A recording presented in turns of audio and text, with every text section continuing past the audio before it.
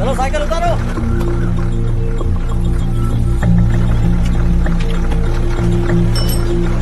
हाँ चलो चलो। देवरकोट जाने का रास्ता बताएंगे? यहाँ से सीधा जाओ और बाएं मुड़ जाओ। देवरकोट में क्या काम है? बहुत काम है। लगता है अब तेरे हिसाब में गड़बड़ होगी। सही कहा। हमेशा गांव से लोगों को जाते हुए देखा है। कितने दिनों बाद आज पहली बार किसी को गांव में आते हुए देखा। ऐसे ही लोग अगर गांव में आते रहे तो मेरे दिल को बहुत सुकून मिलेगा। अरे बेटा क्या हुआ?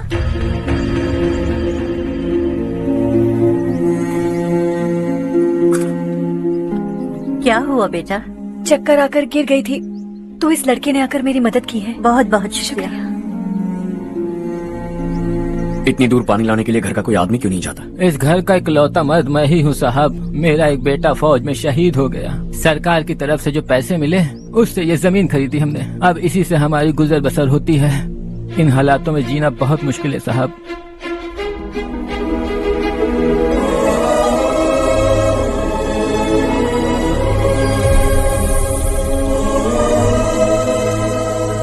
सुनिए सुनिए बेटा, कौन है आप? यहाँ किसी काम से आया। कहाँ रहूँ कुछ समझ में नहीं आ रहा। यहाँ आसपास कोई लॉज वगैरह है? ऐसे इलाके में तुम्हें लॉज कहाँ मिलेगा बेटा? इस गांव में नारायण राव नाम का एक आदमी रहता है। बड़ा ही नेक दिल आदमी है। बाहर से जो आता है वो उसे अपने घर में रख लेता है। मैं तुम्हें वहाँ ले चलता हूँ बेटा। सुनो, हाँ ये 2 बोरियां उस तरफ और 2 बोरियां इस तरफ रख दो। हाँ ठीक है। सुबह राजू का फोन आया था। लड़के वालों को दिखाने के लिए बिटिया की कुछ तस्वीरें चाहिए। वहाँ अच्छे रिश्ते मिल सकते हैं। पर मुझे तो आज खेतों में दवाई डालने जाना है। हाँ हाँ, जैसे तुम्हारा बहुत बड़ा खेत है। तुम्हारे खेतों में सोना उगता है क्या? तुम अपनी ये बकवास बंद करोगी? देखो मेरी बात सुनो, खेत का काम मैं संभाल लूंगा। तुम बच्ची को लेकर आराम से शहर जाओ। नारायण राव, ये लड़का गांव में कुछ काम से आया था। जगह ना मिलने पर मंदिर के बाहर सो गया था। ये नारायण राव जी हैं। तुम कौन हो बेटा और इस गांव में क्या काम है? मेरा नाम हर्षवर्धन है। मैं कुछ गाँव पर रिसर्च कर रहा हूँ। कुछ दिन यहीं रहकर इस गांव के बारे में जानना चाहता हूँ। यहाँ बस खंडर है और वही घिसे पिटे लोग। इसके अलावा तुम्हें कुछ नहीं मिलेगा। तुम जैसे लोगों के रहने के लिए इस गांव में सुविधाएं नहीं है बेटा। अगर तुम चाहो तो हमारे साथ रह सकते हो। सुना है इस घर में कोई नहीं रहता। अगर दिक्कत ना हो तो मैं यहीं रह जाऊँ। उस घर की सफाई सालों से नहीं हुई है। तुम वहाँ नहीं रह पाओगे। तुम यहीं रहो बेटा। वहाँ रहूंगा तो अच्छा होगा। देखो घर की सफाई करवा दो और इन्हें जो चाहिए वो दे। ठीक है भैया। जाओ बेटा जाओ। सुनो बेटा, खाने के लिए हमारे घर आ जाना। जैसा आप कहें। चलिए।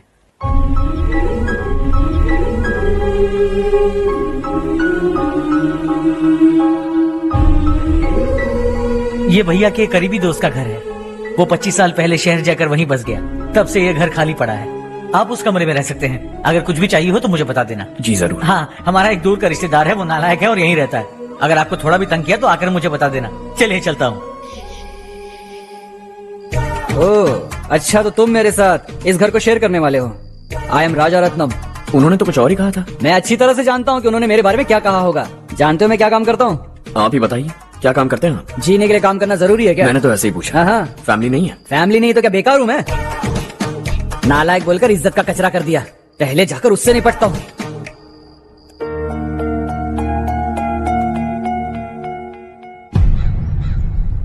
सुना है कि वो ZPTC का मेंबर हमारे खिलाफ अनाप शनाप बक रहा है। मुहूर्त देखकर अपने पेड़ों के बीच घसीट कर लाना उसे। हाँ बोलिए भैया। हमारी पॉलिटिकल सिचुएशन बिल्कुल भी ठीक नहीं है। हमारी वजह से जिले में बहुत सारी दिक्कतें आ रही है, जिससे हाई कमांड भी मुझसे नाराज है। अगर ऐसा ही चलता रहा तो मेरी कुर्सी मुझसे छिन जाएगी। अगले चुनाव में भी कोई उम्मीद नजर नहीं आती। इस हालात को सुधारने के लिए हमें कोई न कोई नेक काम करना ही होगा, समझे? नेक काम करने की कोई जरूरत नहीं है भैया। कोई क्या उखाड़ लेगा? हाँ, ऐसे टाइम पर रिस्क नहीं लेते। अब लगता है मुझे ही कुछ करना होगा। भाई साहब बौखला गए। कुछ करने के लिए कह रहे हैं। नहीं करूंगा, जो भी होगा देख लेंगे। आने वाले 1 महीने के अंदर गर्मी और बढ़ जाएगी और मुझे तो बिल्कुल नहीं लगता कि स्कूल की मरम्मत तब तक हो पाएगी। मुझे भी ऐसा ही लग रहा है भाईजान। हमारे गांव के साथ साथ हमने आसपास के गांव से भी चंदा इकट्ठा किया है। शायद उससे कुछ मदद मिल जाए। बगल के गांव में गेहूं का गोदाम खाली है भैया। उन्हें पूछकर इस साल बच्चों की पढ़ाई वहीं करवाएं तो कैसा रहेगा? स्कूल की नई बिल्डिंग बनाने के लिए कितना खर्चा होगा?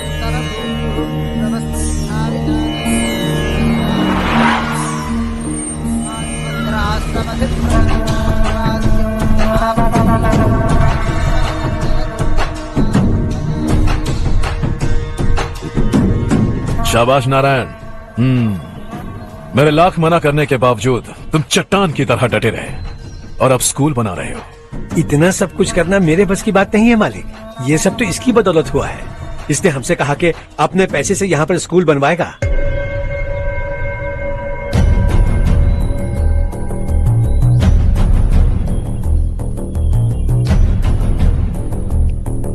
कौन हो तुम?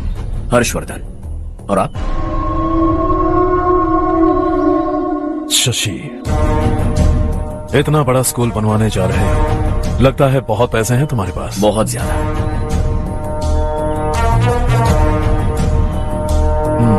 लेकिन इसी गांव में क्यों? कुछ अच्छा होता है तो खुश होना चाहिए, ऐसे सवाल नहीं पूछने चाहिए। तो स्कूल बनवा रहे हो, बाद में ये कहेंगे कि हमें ये चाहिए, हमें वो चाहिए, तब क्या करोगे तुम? क्या चाहिए? स्कूल चाहिए, पक्का घर, सड़क चाहिए या पानी, सब दे दूंगा। दिलचस्प लग रहे हो।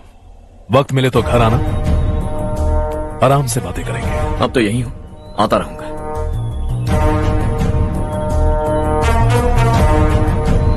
कौन है ये लड़का और ये सब क्यों कर रहा है? मुझे पूरी खबर चाहिए। करने दो ना भाई, वैसे भी बड़े भैया ने कुछ करने को कहा था, काम ये करेगा और इसका सारा फायदा हमें होगा भाई।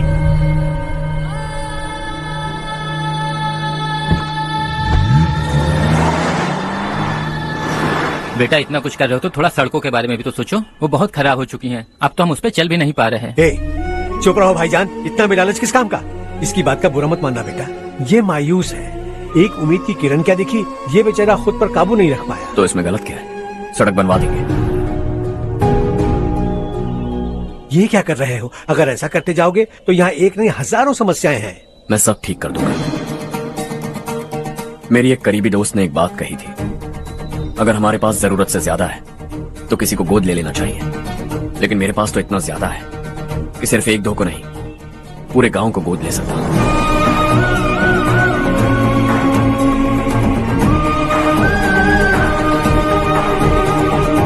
आज से मैं इस पूरे गांव को गोद लेने वाला हूं।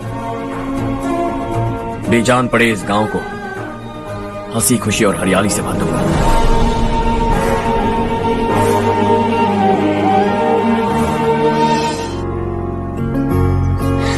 चारू दीदी, स्वाति।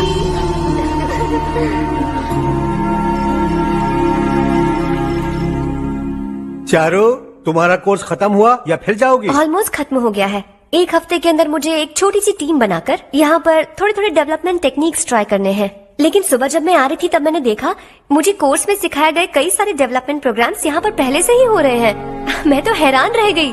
मुझे लगता था कि अभी तक हमारे गांव में 1% भी डेवलपमेंट नहीं हुआ होगा, लेकिन सिर्फ 3 महीने में ये सब कैसे हुआ? बरसों से हम गांव वालों की तकलीफों को देखकर उस ऊपर वाले को हम पर दया आ ही गई होगी। एक महान व्यक्ति ने हमारे इस गांव को अपना लिया है बेटा। इस गांव के साथ साथ हमारे नसीब को भी बदलने के लिए वो लड़का दिन रात सुबह शाम मेहनत कर रहा है। अजी सुनते हो, खाना लग गया, आ जाइए। हाँ।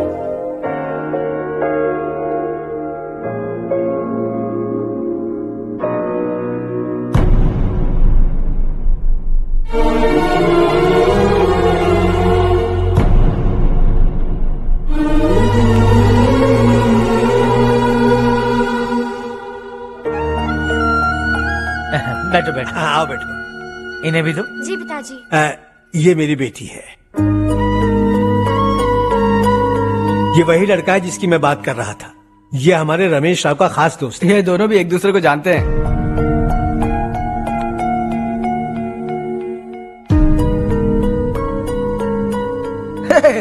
तुम दोनों को बर्थडे पार्टी में बुलाया तो था। अरे मैंने मिलवाया भी तो था। इतनी जल्दी भूल गए।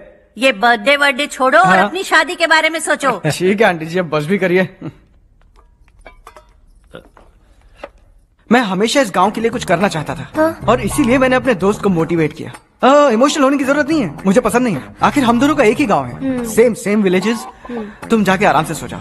हाँ, इमोशनल मत हो ना। Sleep tight and good night.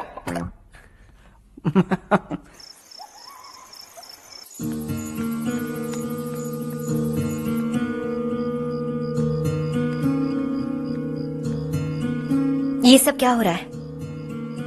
यहाँ क्यों आए हो तुम? ये मेरा गांव है। ओह, मेरे बताने से पहले तुम्हें अपने गांव का नाम तक नहीं पता था? अब अचानक अपने गांव से तुम्हें इतना प्यार होने लगा? देखो, तुम्हें और तुम्हारी फैमिली को हर चीज बिजनेस लगती है। पहले तुमने मेरे साथ प्यार का नाटक किया, अब यहाँ आकर मेरी फैमिली के साथ नाटक कर रहे हो। तुम जानते हो उन्हें इस गांव से लगाव है, इसीलिए यहाँ पर इन्वेस्टमेंट कर रहे हो। तुम्हारी इस घटिया हरकत से वो इम्प्रेस हो जाए और मेरी शादी तुमसे करा दे, यही चाहते हो ना? लेकिन ऐसा बिल्कुल नहीं होगा। इस गांव पर किया हुआ सारा खर्च तुम्हारे लिए घाटे का सौदा होगा। वैसे अभी भी ज्यादा देर नहीं हुई है। Just leave as soon as possible और आइंदा यहाँ पर कभी मत आना।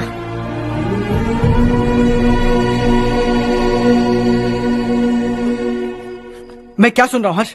तेरे और चारू के बीच लव अफेयर चल रहा है? वो लड़की तेरे टाइप की नहीं है। हाँ, तुम दोनों तो एक ही टाइप के हो ना, टाइपिस्ट और कंप्यूटर जैसे। देखा तुमने, इन दोनों का चक्कर चल रहा है और मैं कुत्ते की तरह उसके पीछे घूम रहा था। हे, एक बात बता, चारू तुझसे प्यार कैसे कर सकती है? आईने में अपना थोबड़ा देखा है क्या? Stupid fellow. हर्ष बेटा, आपका काम हो जाए तो आप सो जाइए। मैं इसे अंदर ले जाकर अच्छे से समझाता हूँ। ये अब रोना बनकर चल चल। बस करो। देखा तुमने, मैंने कहा था ना तुमसे, थोड़ी और देर रखती तो हाथ लाल हो जाता।